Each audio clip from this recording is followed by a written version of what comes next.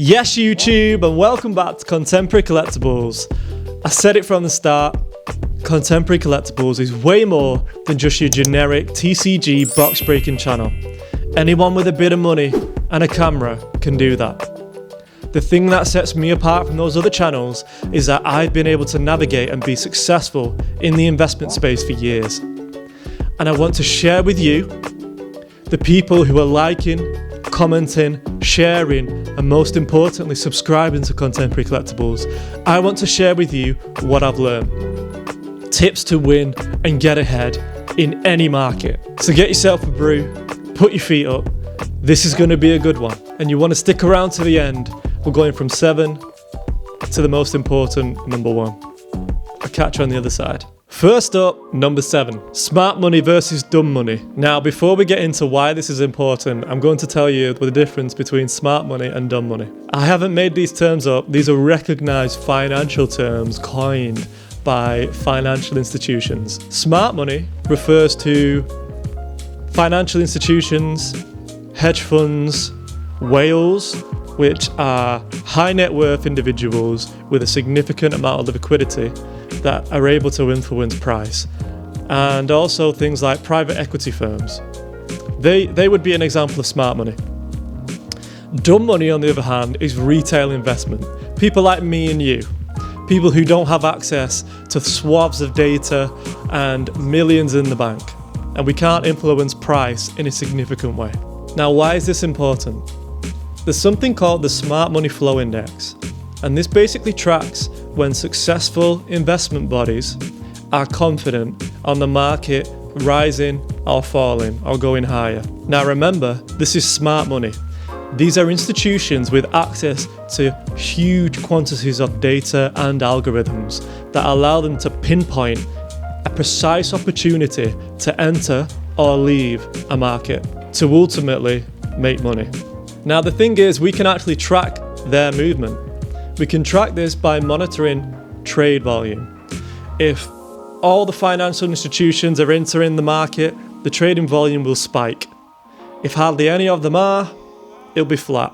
If this spikes before the actual price moves, this may be considered a good time to enter the market, or indeed leave the market. When it comes to stocks and shares in crypto, looking at trading volume is a really standard procedure and really easy to do. When it comes to the TCG secondary market, it's a bit harder to do. That's why it's crucial to keep your eye on sites like TCG Player.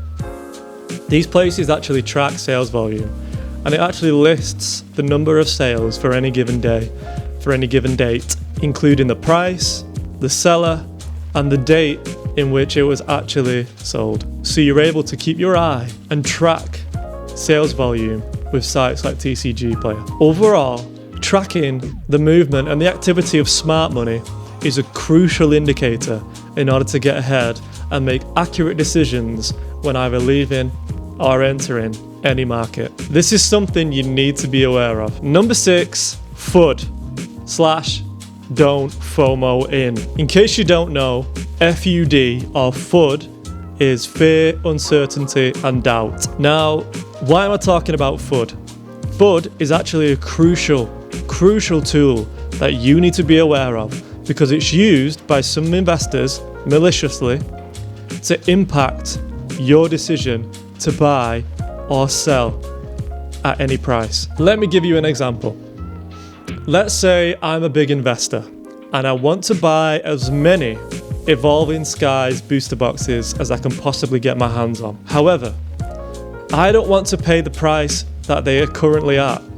I think it's too expensive, so I'm going to try my best to lower that price, and I'm going to use FUD to do it. Remember, this is hypothetical, I'm not actually using FUD. This is an example. So how would a potential investor go about doing this? So that investor could spread FUD about a reprint coming that they might not even know exists, potential fakes entering the market, new stock that has been found in a warehouse somewhere that's entering the market and it's going to drive the price down lower, or some other malicious news that's going to pressure sellers to sell their boxes immediately. So all these rumors will create an environment of fear, And what that will do is that will force sellers to push the price down of the boxes. What happens is sellers rush to sell as many, to get rid of all these products as they can. And they do that by undercutting the floor. So let's say I'm a scared seller and I've listed all my boxes for $400 a box. Another seller comes along who's even more terrified by the FUD that's been spread, and they undercut me by $20. So now there's boxes selling for $3.80 a box. Those boxes are going to sell. But then I'm going to be like, well, hold on a minute. I'm going to take a 40% loss. I'm going to take a $40 loss, and I'm going to sell for $3.50 a box, and so on and so on and so on. And that cascades downwards, and that's called undercutting the floor price. And it's a common tactic that is used by people who spread FUD, basically tricking sellers to sell at a loss in order for big investors, big whales, to scoop up all of those products for a discount. And all they had to do was to spread a rumour that isn't even necessarily true. Now, you might say, okay, that's against the law. It probably is, but it's also the fault of the seller to not do their research and actually find out that there's no such reprint. No fakes have been found. There's no tangible evidence to actually back up the claims of that person on Reddit or that person on Twitter or Facebook who's spreading these rumours. You need to do your research, and you need to counter-verify claims made by people who want what you have. So we're now left with an investor who has managed to buy all these boxes for half the price, and most of the time you'll find they'll actually sell these boxes back to sellers once they realise there is no FUD, there is no malicious rumour, and the price will slowly creep back up because nothing's changed. Nothing has actually changed. It's just people were scared, and like herd mentality followed each other to force the price down. So don't be naive, because this happens every day. This happens in crypto, this happens in stocks, this happens in the TCG market constantly. You need to be aware of it. And this brings us on to our next point. Do not FOMO in. For anyone who lives under a rock, FOMO means fear of missing out. And it's a really common mistake that many investors make when buying or selling. What happens is, like the example I just gave, people are selling, they're getting rid of as much stock as possible. I think, oh God, I'm going to be left with all this stock that I've overpaid for. I might as well just get rid of it. So I'm fearing being left with it all. Or let's say the price is pumping up and it's gone up 3x. And I think, oh God, if I don't enter now, I'm never going to make any money. So I put my money in at 3x, and then the price tanks.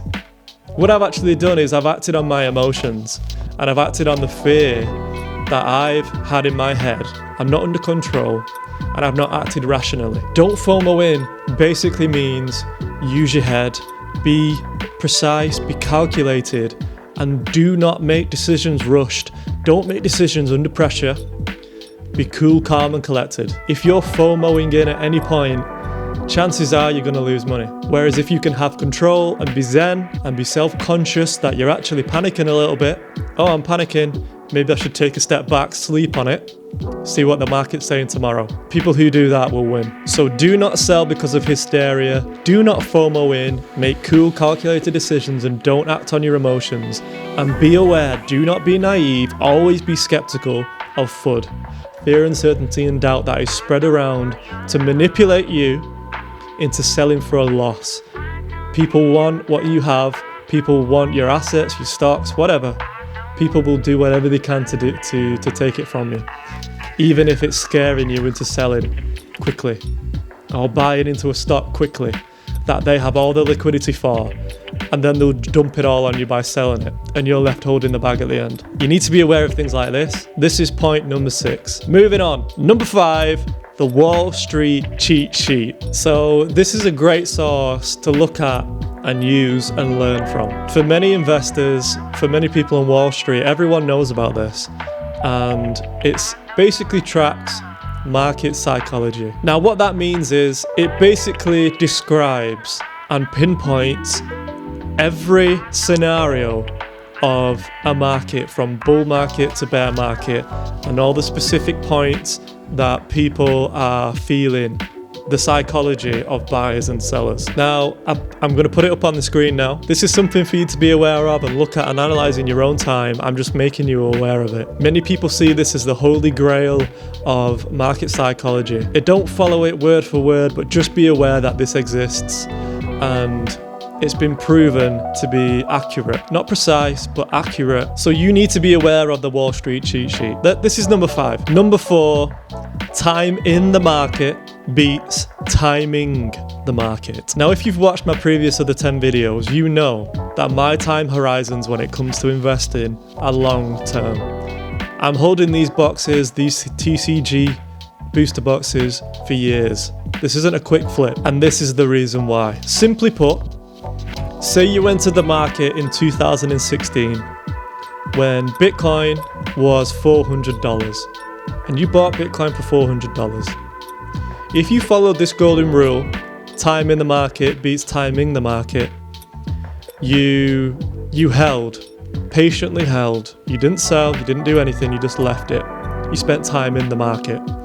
And you then sold in 2021 for $65,000, and you made about $50 million. This is an example of where it works.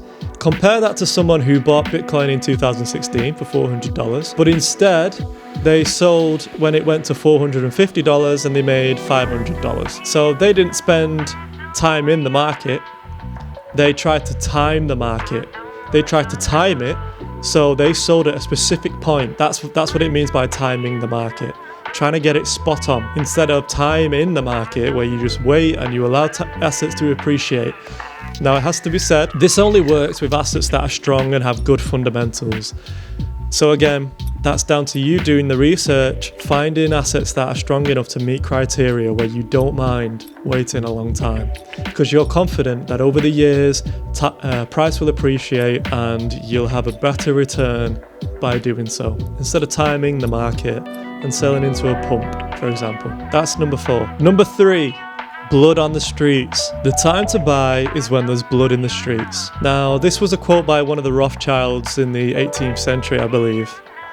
But it's better summed up by Warren Buffett, who says, be fearful when other people are greedy, and be greedy when other people are fearful. Put simply, this is about doing the opposite of what the market is doing, about what the sentiment in the market is doing. You're doing the opposite, and it's called contrarian investing. It's about swimming against the current of what everyone else is thinking about and what everyone else is expecting to do. You're basically denying being a sheep. You can hear the herd, you can hear what they're barring on about, and you're thinking to yourself, I'm not going to do that. I'm going to take advantage of everyone doing that, and I'm going to do the opposite. Because people can be like sheep in investing.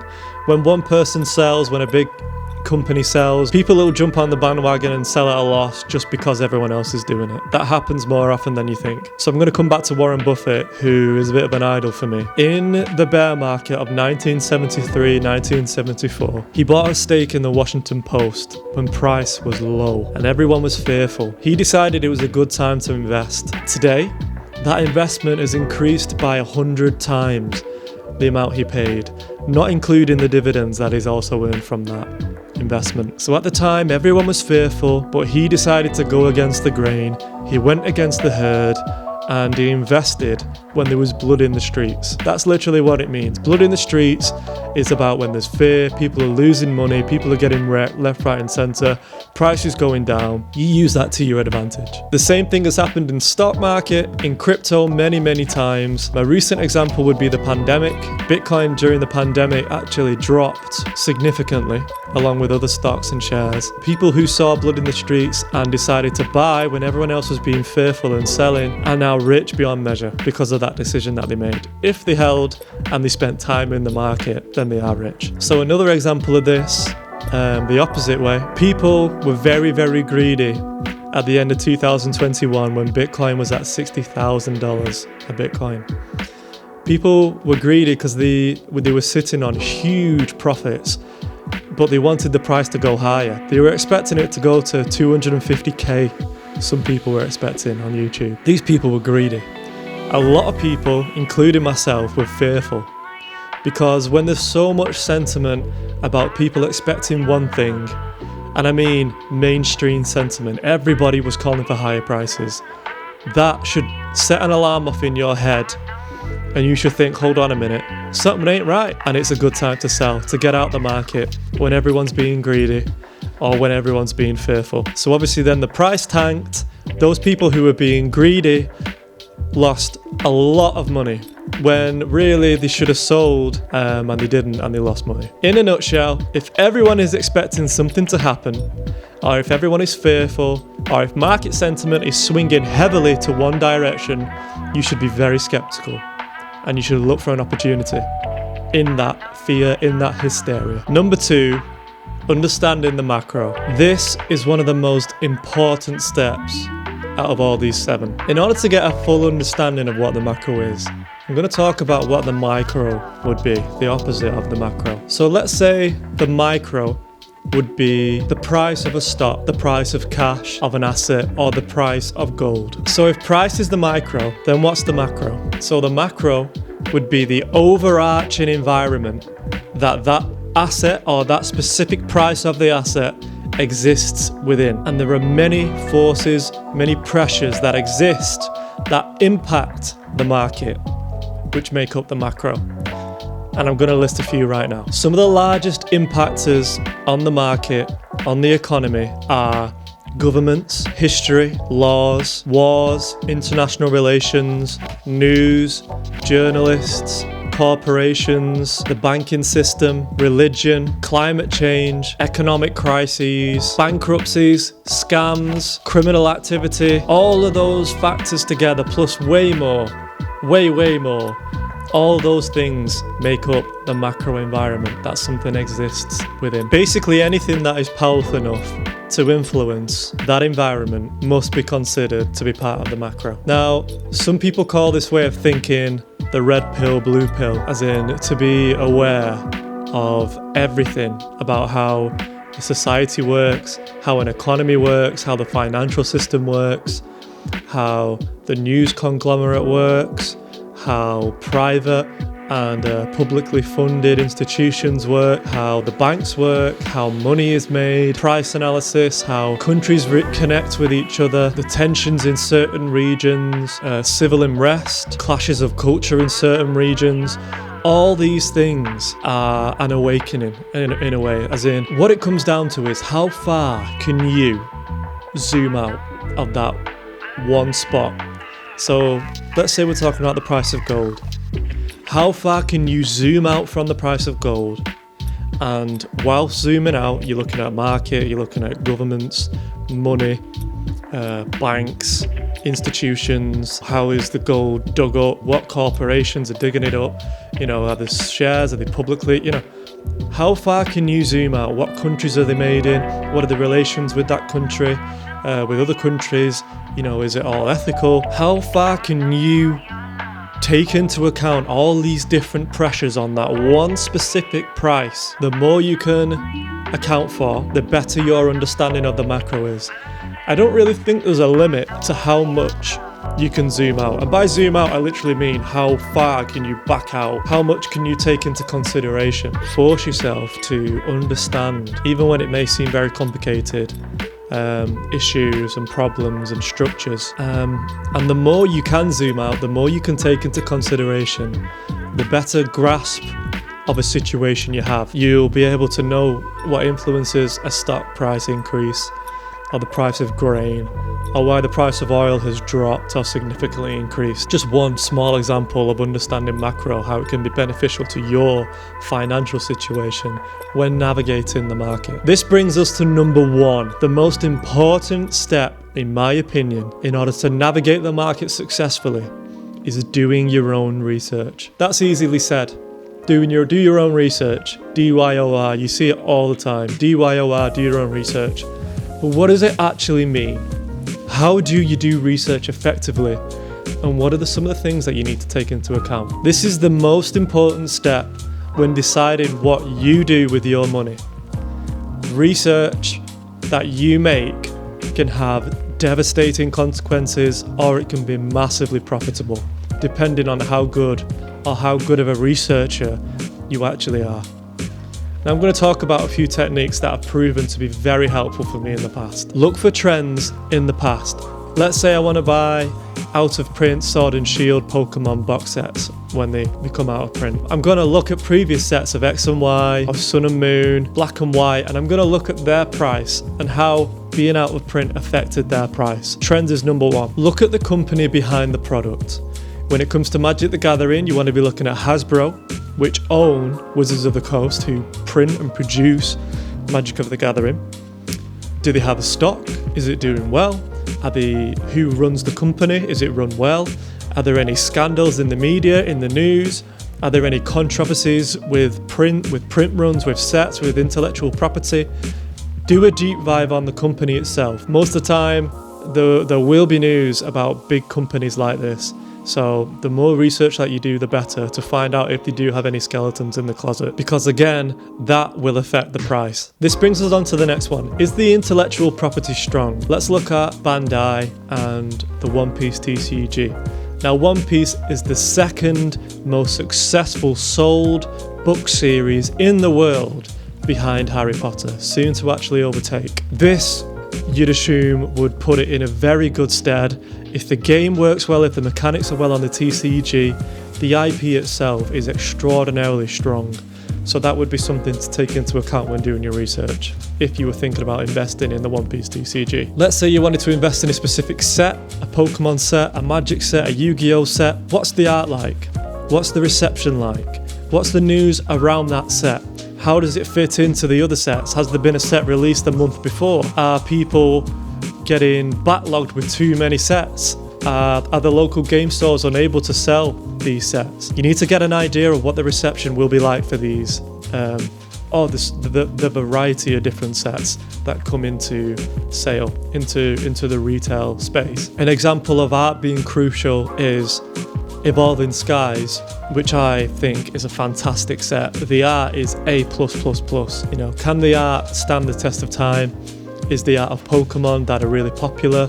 For example, Charizards, that kind of thing. Is that a reason why 151 will do well? Because there's lots of nostalgia around the set, lots of nostalgia of Pokemon's growing up with my generation, for example. These are all things that you need to take into account when looking at specific sets in the TCG world. Is there any hype? Is there any news? Is there any FUD being spread around certain sets?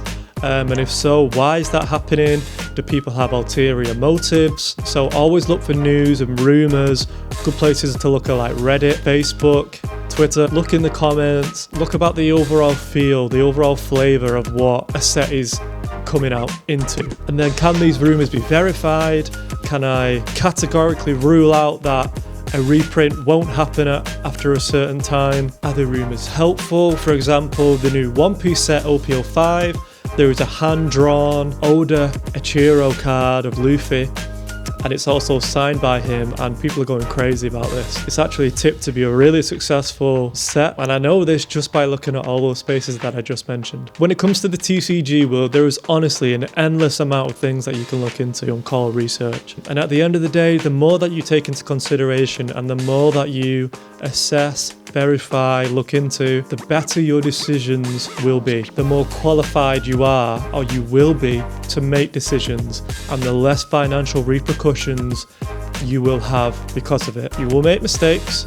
Everybody makes mistakes, but the main thing is that you learn from those mistakes and learn how to research well and give yourself time to become more informed, because it gets easier and easier and you can streamline research when you know where to look. Okay guys, those are my 7 steps to greatness. If you found this content enjoyable, if you've learned something from this content, please hit the like button, subscribe to the channel and comment down below.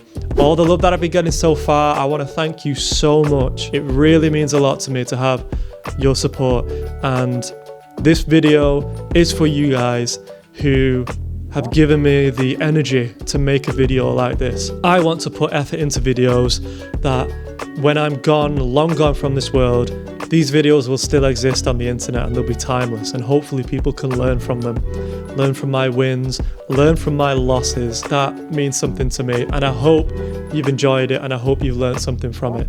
So guys, thank you so much. I won't blabber anymore. I've already done so. I've tried to keep it as short as possible, but yeah, I really hope you've enjoyed it. So thank you so much. Next video, we're back to box breaking. So yeah, guys, I'll leave you to it. Remember, everyone's going through something, so please be kind, and I'll catch you in the next one. Peace.